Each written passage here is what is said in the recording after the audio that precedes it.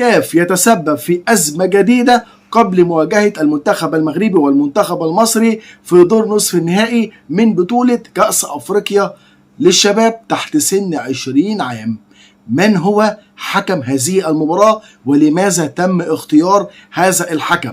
السلام عليكم ورحمة الله وبركاته. طبعا أكيد كلنا بنتابع الأحداث أول بأول وعايزين نعرف إيه التفاصيل اللي هتكون قبل هذه المباراة واللي ممكن يكون مستخبي من أحداث أو من سيناريو يكون مرسوم علشان يكون في نتيجة متعمدة قبل انطلاق المباراة. لك أن تتخيل عزيزي المشاهد عزيزي المستمع انزعاج الجمهور المغربي في أكتر من مرة. لو تفتكر كده وفكرك مباراة المنتخب المغربي أمام المنتخب التونسي وتم إسناد التعليق للمعلق المصري علي محمد علي، وطبعا نتيجة هذه المباراة المفروض علشان مصر تكمل ومصر تكون متواجدة حتى تأهلت إلى كأس العالم هي أن يكون المنتخب المغربي منتصرا على المنتخب التونسي، على الرغم من المنتخب المغربي ما كانش في حاجة لهذا الانتصار، ولكن تفاجأنا أن المعلق المصري علي محمد علي عايز منتخب تونس هو اللي يكسب، وكان منحاز انحياز كامل للمنتخب التونسي، على الرغم من ان صعود وتأهل المنتخب التونسي هيكون على صعود منتخب مصر. وهنا كان في اندهاش وغضب من الجمهور المغربي، وبالفعل تم ابعاد المعلق المصري بعد هذا الامر، وبعد ما الجمهور المغربي أكد إن هو غير راغب أن يكون متواجد في أي مباراة معلقا لأي مباراة للمنتخب المغربي. كمان في حاجة تانية حصلت، الإخراج مباراة توديك كأس عالم، مباراة المغرب وسيراليون، ومباراة كمان صعبة ليه؟ منتخب سيراليون بيلعب بطريقة دفاعية منظمة، منتخب سيراليون منتخب جيد، منتخب قوي بيمتلك عناصر مهمة جدا، عنده العنصر البدني يعني قوي جدا.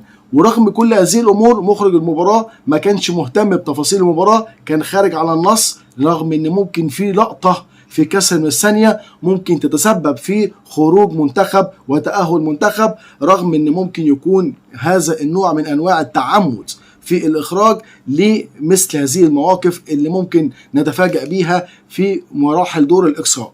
وطبعا الكل اشتكى ايضا من مخرج المباراه، والكل علق على مخرج المباراه، وازاي مباراه في نصف نهائي، مباراه توديك كاس عالم، مباراه في بطوله كبيره، مباراه بتنظمها مصر، ازاي مخرج المباراه يخرج على النص في اكتر من مره ويتعلق بالمدرجات واللي بيحصل في المدرجات، رغم ان هو المفروض شغله الشاغل كل ما يخص المستطيل الأخضر داخل أرضية الملعب من أحداث مهمة، من لقطات هامة، من أجل الاستمتاع وكمان من أجل إظهار الصورة الحضارية لطبعا الإخراج في مصر عن مثل هذه المواجهات.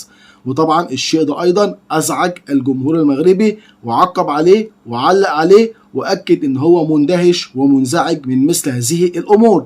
كمان حصل موقف ما كناش نتوقعه، ملعب التدريب الخاص بالمنتخب المغربي ما كانش خاص للمنتخب المغربي. تفاجأنا ان ملعب التدريب تم انقسامه ما بينه وما بين نادي سيراميكا كليوباترا احد الانديه المتواجده في الدوري المصري، ومن هنا المنتخب المغربي تدرب على نصف ملعب، وكان المفروض ياخد حريته التدريبيه، ياخد كل اوضاعه التدريبيه، يتدرب في سريه تامه، يكون بعيد عن الانزعاج، يكون بعيد عن ايا كان، ولكن لم يتم توفير المناخ المنافس حتى في الوحدة التدريبية. لا بجد حاجة تكسف، حاجة تحزن. وبرضه هنا الجمهور المغربي علق وأكد ان مثل هذه الامور امور غير مقبولة، وامور ما بتحصلش ولا هتحصل في اي مكان غير في مصر. طبعا كل هذه الامور وسبحان الله الكابتن محمد واهبي المدير الفني للمنتخب المغربي ما علقش على كل هذه الامور، مش مركز خالص، ما خرجش عن النص، مركز في حاجه واحده بس، هو كيفيه الفوز، كيفيه الانتصار، كيفيه الوصول الى يعني قمه هذه البطوله، كيفيه الفوز بالكاس رغم وصوله وتاهله الى كاس العالم. ولكن اكد ان هو عايز يشارك في كاس العالم وهو بطل لقاره افريقيا، بطلا على ايا كان من المنتخبات، مركز جدا في شغله، مركز جدا في عمله، مش فارق معاه مين يصعد، مين هيلعب، مين هيلعبه، مركز فقط على الفوز والمكسب واللي وعد بيه الجمهور المغربي.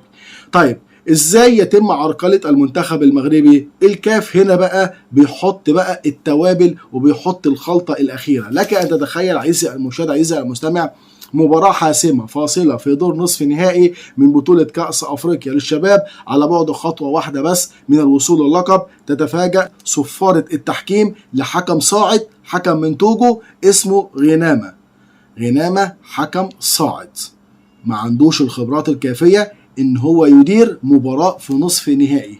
سؤال بنسأله، هل غنامة هيكون على قدر المسؤولية إن يدير مباراة ما بين المغرب ومصر في نصف نهائي في حضور جماهيري لا يقل عن 30,000 متفرج، في مباراة فيها نوع من أنواع التربص للمنتخب المغربي، في مباراة تقدر تقول كده شبه نهائي في بطولة كأس أفريقيا للشباب؟ هل من قلة وجود التحكيم الأفريقي في قارة أفريقيا؟ هل بالفعل هيكون هو الحكم المناسب في مثل هذه المواجهات؟ سؤال بيسأله الجمهور المغربي وسؤال بيسأله الشارع الرياضي. حتى الجمهور المصري متفاجئ ازاي مباراة زي دي يتم اسنادها لحكم صاعد. يعرف يعني ايه حكم صاعد؟ يعني حكم لسه ممكن ما يكونش عنده الخبرات ولا عنده الكفاءة ولا عنده يعني الحرص في التعامل مع لاعبين صغار، لاعبين شباب. طبعا التفاعل والتعامل مع اللاعبين الشباب بيكون محتاج حكم رزين، حكم خبرة، حكم لديه القدرة على السيطرة، حكم يكون له قرارات سليمة 100%، حكم ما يكونش عنده اهتزاز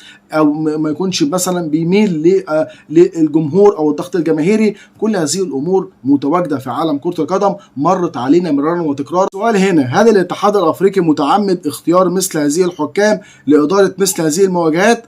بجد الواحد بقى مستغرب، الواحد بقى مكسوف، الواحد مش عارف يبرر، ولكن هنشوف وهنتابع كل لحظة بلحظة. وهل بالفعل قرارات التحكيم ممكن تؤثر على نتيجة هذه المباراة؟ وهل ممكن المباراة تكون يعني موجهة لأحد المنتخبين؟ أنا ما بتمناش ده، أنا بتمنى الأفضل إن هو يكسب، أتمنى الأقدر إن هو ينتصر. الفائز من منتخبين مصر والمغرب، الكسبان هنقول له مبروك، الخاسر هنقول له هارد لك. ولكن بجد بجد بجد اللي بيحصل ده أكتر من اللازم، وأكبر دليل إن النية مبيتة لشيء ما ان تم الاعلان عن حكم هذه المباراة من ساعة، يعني قبل بالظبط اقل من 24 ساعة على اقامة مباراة المنتخب المصري امام المنتخب المغربي، علشان ما يكونش لدى ايا كان من المنتخب المغربي او المنتخب المصري الاعتراض. محدش هيلحق يعترض، ولو قدمت اعتراض مش هيكون في بديل، هيكون برضو تأكيد تواجد الحكم اللي تم خلاص اسناد ليه هذه المباراة، والحكم التوجي غنامة. طبعا يعني بجد الواحد خلاص فاض بالكيل وما اقدرش اقول اكتر من كده. انزل بقى تقول لي توقعاتك وتقول لي كده توقعاتك لهذه المباراة، ومن الأقرب للفوز والانتصار في وجود حكم صاعد، حكم بجد ما عندوش التاريخ الكبير إن هو يدير مباراة في نصف نهائي ما بين المغرب ومصر. بشكر كل إخواتي وأصدقائي، والسلام عليكم ورحمة الله وبركاته.